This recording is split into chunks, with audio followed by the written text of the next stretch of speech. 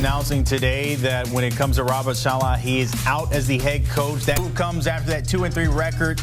They lost the past 2 games, including an ugly 10-9 defeat to the Broncos at 20-36 with no playoff appearances. Robert Saleh after losing to the Vikings in London. Today, we heard from Aaron Rodgers for the first one sentence in response to it, and that is that Hello, ladies and gentlemen. Welcome back to another episode of Shooting for the Stars podcast with y'all's one and only host, Cameron Williams. And not breaking news no more. We all know recently what just happened. I want to say roughly around 2 or 3 days ago, head coach Robert Saleh for the New York Jets was recently fired, and interim head coach who was defensive coordinator Jeff Ulbrich will be stepping up, finishing up the remainder of the season for the Jets. And boy, oh boy.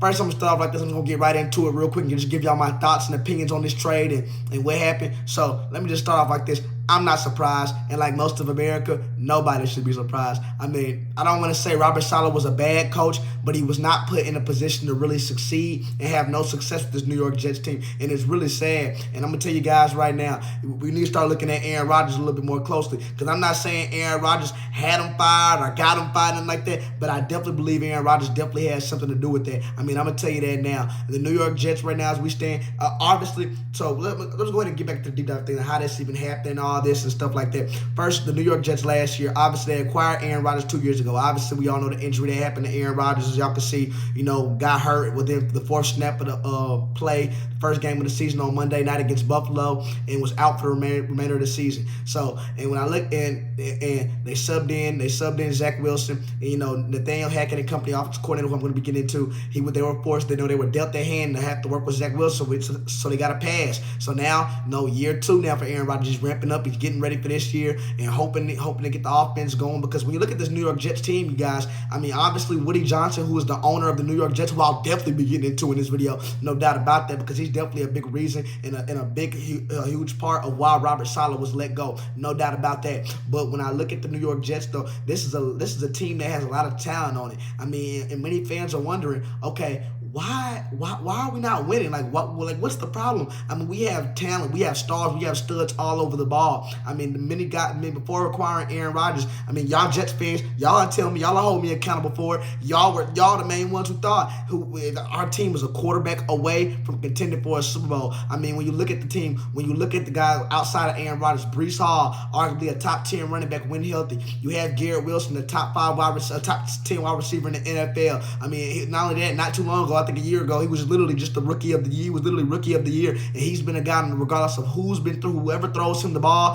he's going to be productive. He's productive regardless of who throws him the ball, from guys like Joe Flacco, Zach Wilson, I mean, who else, Case Keenum. I mean, this dude is just a baller, okay? And then you got Mike Williams, who I know is injury prone, but when he's healthy, is one of the best targets you can have, a quarterback can have. You got Alan Lazard, somebody who's good in the blocking game. You see what they did with the offensive line to bring in that protection for Aaron Rodgers, bringing in all-world Tyrone Smith, left tackle. I mean, seriously, drafting Olu Ogunbuse in this year's draft at right tackle. I mean, really securing Aaron Rodgers' outside protection, okay? And then on that defense, this is where the Jets have been able to hang their head on for so long. I mean, Sauce Gardner, start off with him, top 5 cornerback in the game, arguably one of the best interior pass defensive linemen in the game, and Quentin Williams, up and coming young edge rusher they have, and Jermaine Johnson, C.J. Mosley, a veteran back there in that backfield. I mean, the New York Jets really do have a really good team, and it's like DJ Reed, a stud, who lines up outside of on cornerback 2, outside of Sauce Gardner. So with all this being said, why fire Robert Saleh? Because Robert Saleh, let's keep in mind now,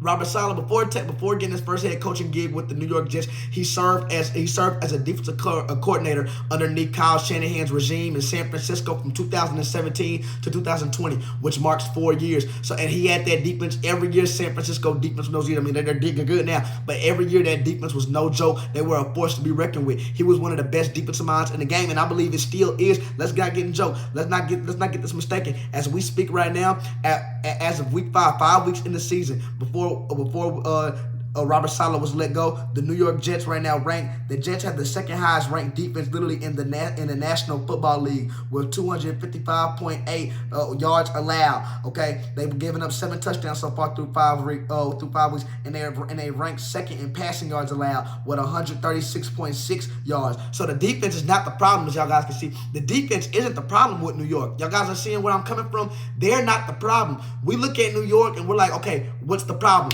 Dang it, I'll tell you what the problem is. It's the offense, okay? The offense has been anemic. I mean, when you look at the New York Jets for so long, they've been pedestrian. And don't get me wrong, Robert Saleh, the name of this game is winning. And I said this so many times. Y'all guys know how many times have I came on this podcast and talked about coaches in the 10 years and what leads up to them losing and getting jobs, winning. This is the name of the game, winning. I believe Robert Saleh is a good coach. I believe he's well respected. But, it just seemed like towards the end, he really started losing his team. He really started losing his locker room. Guys were really starting to tune out what he was saying. Remember that when they were playing, when they were playing against the New England Patriots, Aaron Rodgers, he tried to give Aaron Rodgers a hug. Aaron Rodgers brushed him off. Like, y'all remember that? Like, and I'm saying that's fine. You don't want to hug your head coach, but in the mannerism in which he went about it, I mean, come on now. And that was against the Patriots. The Patriots. I mean, the Jets have been absolutely horrible, losing to the Denver Broncos. I mean, they just been losing all of it, losing to the Vikings. I mean, they just come out for a game in London where Aaron Rodgers threw 3 picks. I'm gonna tell you why the Jets has been bad. It's been the offense. The offense has been the liability of this team.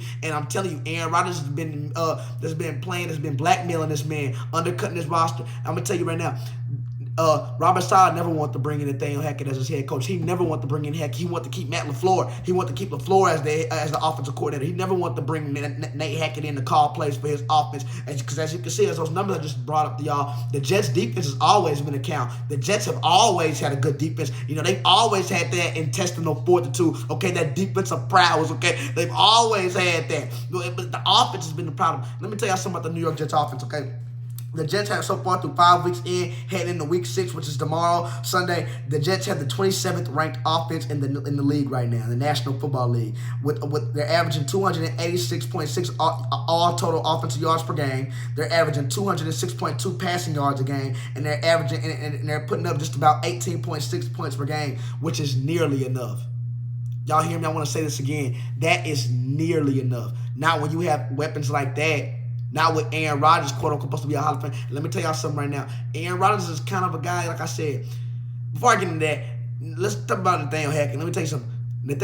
For those who are not familiar with Nathaniel Hackett and where I'm coming from, Nathaniel Hackett has followed Aaron Rodgers everywhere in his career. Okay, he's followed him everywhere. He once served as the Green Bay Packers OC for 3 years. And before he was the head coach at Denver. We're going to get to that. That's probably what we must know him by. He was the last head coach for Denver in 2022. He had a 4-11 record and was fired on Christmas Eve in a horrible embarrassment fashion game against the LA Rams, in which the Broncos lost 51-14. Nathaniel Hackett was brought in. He was responsible to get Russell Wilson to coach him out for his last final years of his career and end up making him look like a former shell of himself. I mean, absolutely. He was horrible. I mean, horrible. So you mean to tell me the Jets want to pick up a guy like that simultaneously? After doing one of the worst offensive historic jobs in league history? I mean, it's no motion, it's no stats, it's nothing. It's just everybody just stands there and just watches and just hoping Aaron Rodgers can just make magic happen out of a hat, just pull a rabbit out of a hat. And that's not realistic. That's not winning football, okay? This dude was responsible for supposed to be able to get Russell Wilson, take him to a new level. He was marked as an offensive guru. We never seen it. This is why the Denver Broncos moved forward with Sean Payton. I mean, it was horrible in Denver. I mean, a guy who literally needed the crowd's help to count down the play clock. Look. With the fans counting down the play clock. That's not normal. You all, that should never happen. You should never need your fans to count down the play clock for you as a head. Are you crazy? What? Can't happen. So he's the Jets OC right now. As we're speaking, he just got his offensive play calling duty stripped from him. He will no longer be calling plays no more. The Jets passing game coordinator will be doing that now. And so we're gonna see if it's gonna be in a new direction. But as far as Robert Saleh, man, I'm sorry. In his 4 years with the Jets, it was not good at all. Having a 20-36 record, and like I said, I hope this man really did not have a chance to win. And I'm gonna tell you something right now. And look, and I want to tell y'all. When y'all are looking for problems, if you're looking for problems within an organization, you have to start at the top. And what I mean by that is, y'all, see, if a team has one bad year, we can blame that on the quarterback, right? If a team with goals 3 bad seasons over a 3-year span, then we could probably blame the head coach, which is, in this case, what we're doing right now with Robert Saleh. But if a team is bad for a quarter of a century, you have to go to the top. That's where the problems are with the owner. And I'm talking about Woody Johnson, owner for the New York Jets. He purchased the team in 2000. The year of 2000 has been the owner ever since 2024. That's 24 years. 24 years. And you know what Woody Johnson's done in 24 years with the New York Jets as being the New York Jets owner? Let me tell you what he did. A 43% win percentage, 26th in the NFL. 6 playoff wins in his 24 years as owner. That ties 10th fewest in the NFL. Has averaged 19.3 points per game, 31st in the NFL. It has had 197 passing yards per game, which has been 31st in the NFL, and only has 1 division title in his 24 years to show as the Jets owner, and that came in 2002. So basically the reasons why the Jets are a fiasco and basically, you know what, a laughingstock is because of the owner. They've been anemic ever since he's been the owner of this team.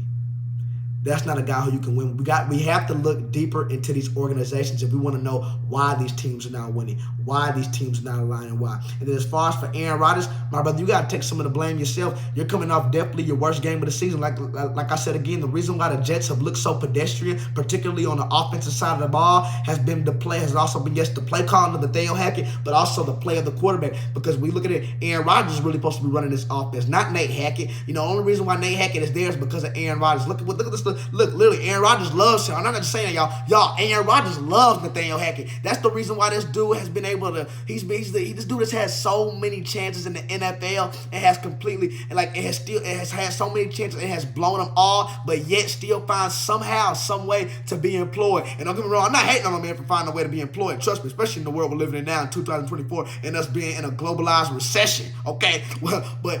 Dude, how in the NFL, how are you still employed everywhere? You've never had a top 10 offense nowhere you've been, and I mean nowhere. But look at what look at what Aaron Rodgers says about his offensive coordinator Nate Hackett. Look at him. Listen to Aaron. That's the number one thing. There's nobody in the building that brings me more joy or is more fun to be around than Nathaniel Hackett. Hack has been a really important part of our culture change and a part of. This is the league of business. We're predicated on winning. We ain't no friends in the business. Ain't no friends. And like I said, this is the stuff I'm talking about. Robert Saleh was put in a position where a player has more power than you. And I'm sorry, Aaron Rodgers just does. And granted, he has the resume to kind of have that, at least to persuade that to an owner. And look, and I'm going to bring up this clip right here. We know Aaron Rodgers, he was on the Pat McAfee show and was talking about Woody Johnson, the owner, how he called him after they lost against London when they played horrible. Aaron Rodgers threw 3 picks again. I say that game. I mean, it also had a pick six at the end of the first half. Like I said, it was horrible. But, you know, one thing Aaron Rodgers said, he said Woody Johnson called him after the game and just said, hey, I'll just check up on him. Hey, how you doing? How you feeling? You feeling all right? You know, Aaron says, yeah, I'm feeling all right. Yeah, I'm feeling good. Wow, Woody, what's going on, Woody? Oh, nothing, just checking on your phone, hangs up. Listen to Aaron. This sounds like BS. I did talk to Woody. Woody called me on Monday night. We had a short conversation, and he just asked me how I was doing. So he just called and was asking how I was doing. The game and how disappointed I was in my performance and that I'm going to play better. And so you mean to tell me the owner of the team just called you randomly, supposed to be the franchise of this team, and just called you just to check up on you after your worst game of the season and just say, hey, you all right? Feeling good? I want to let you know you didn't play good. Yeah, he probably did do that, but let me tell you something. I bet you he let him know on that phone call that he was getting ready to let go of Robert Saleh. I bet you that. I bet you that Aaron Rodgers knows it over there, too. I mean, he knows it over there, too. And this is the guy, think about it, y'all. Aaron Rodgers has never had a good relationship. He's kind of known for having that record of kind of getting head coaches fired and kind of setting his coaches up. Think about it. Even though Mike McCarthy was a bad coach, go back to the Green Bay days when Mike McCarthy was the head coach for Green Bay. He had him and Aaron Rodgers forced him up out the building. This is a guy, Aaron Rodgers, who has no accountability. He tries to act like he has no power. Listen to him. Listen to him. Look how defensive he gets. Look at Aaron. As far as any of the ridiculous allegations out there, I resent any of those accusations because they're patently false. And it's interesting the amount of power that people think that I have, which I don't. We can't listen to this man. We can't listen to this man. I'm telling y'all, dude. Look. And the thing that ticks me off, look, Aaron, don't try to play like good boy, like you don't try. Aaron, literally, so it just randomly, how simultaneously now that the Jets just happened to bring in your old wide receiver, Aaron Rodger, okay? They brought in your old left tackle. They brought in your old offensive coordinator, your best friend, but they don't want to call him an offensive coordinator. That's a disgrace. Your best friend, Nathaniel Hackett. And now we're starting to hear rumors about your old teammate, another Hall of Fame wide receiver in Davantae Adam about to join your squad.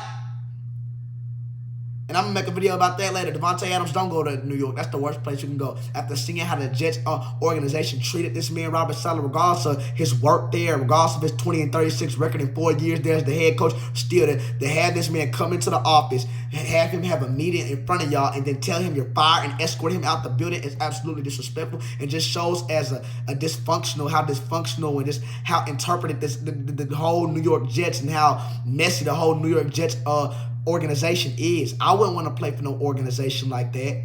I wouldn't. I really wouldn't. And I understand. And honestly, what can Davantae Adams do? Aaron Rodgers is 40 years old. Davantae Adams is not the same. Not saying he's still an elite wide receiver, can still produce, but he's not the same Davantae Adams we was in Green Bay. And there's no telling that Davantae Adams is going to lift this team up from where they are right now to to the promised land.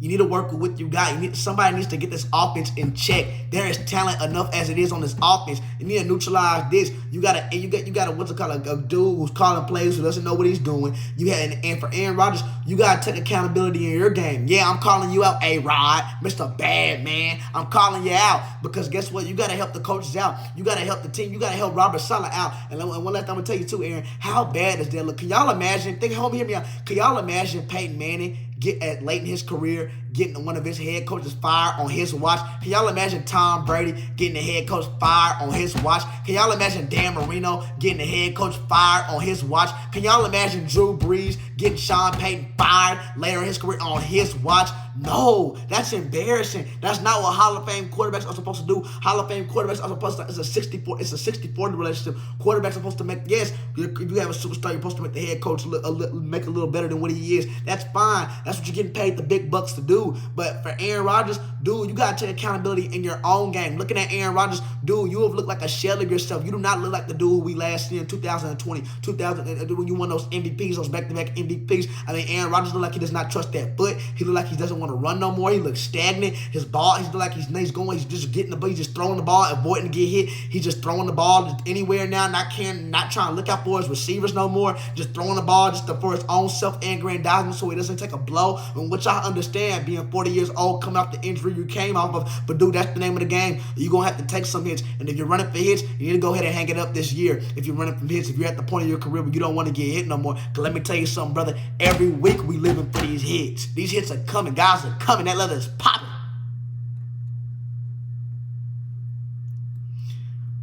You can't be scared. He looks indecisive. He looks like he just doesn't look the same. He's not running as much no more. He doesn't trust his legs. Like, he just doesn't have it no more. He's a tad bit off with his accuracy. He's not going through his reads. He's not progressing through it. And I understand Nathaniel Hackett as an offensive coordinator is not helping him out. Like, again, I say a part of an OC's job is to kind of help the quarterback out, feel comfortable. Like, what do? Like, motioning guys, sending running backs out the backfield, pre-snap, all that kind of stuff, moving your offensive lineman, just kind of doing stuff, making a lot of movement around the offense to kind of keep the defense on their heels so the quarterback doesn't have to feel like everything falls on his shoulders. And that's not what's been done for the OC. And Aaron Rodgers has not done the steps on the field, has not done his job pertaining to being a good quarterback and being not just being a good quarterback, really just being a good leader, honestly. But I'm going to leave it at that. I'm so sorry for Robert Saleh.